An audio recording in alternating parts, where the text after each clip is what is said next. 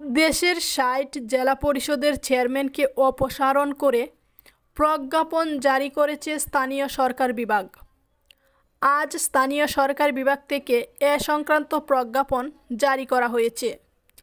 এছাড়া আওয়ামী সরকারের আমলে নির্বাচিত ৩২৩ পৌরসভার মেয়রকে অপসারণ করে পৃথক প্রজ্ঞাপন জারি করা হয়েছে। সেই সঙ্গে ৪৯৩ উপজেলা চেয়ারম্যানকে অপসারণ করেও পৃথক প্রজ্ঞাপন জারি করা হয়েছে।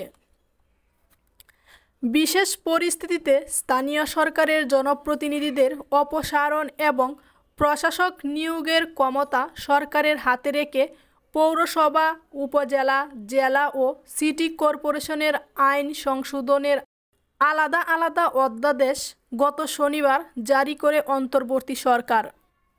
গত ৫ই আগস্ট সরকার পতনের পর থেকে জেলা পরিষদ, উপজেলা পরিষদ, সিটি কর্পোরেশন এবং পৌরসভা আওয়ামী লীগ সমর্থক চেয়ারম্যান, ভাইস চেয়ারম্যান, মেয়র, কাউন্সিলররা অনুপস্থিত থাকায় নাগরিক সেবা ব্যাহত হওয়ার প্রেক্ষাপটে আইন সংশোধনের এ উদ্যোগ নেওয়া হয়।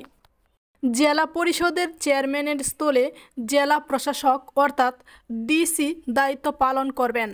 অন্যদিকে উপজেলা পরিষদের চেয়ারম্যানের জায়গায় দায়িত্ব পালন করবেন উপজেলা নির্বাহী কর্মকর্তা ইউএনও। স্থানীয় সরকার বিভাগের প্রজ্ঞাপনে এসব তথ্য জানানো হয়েছে।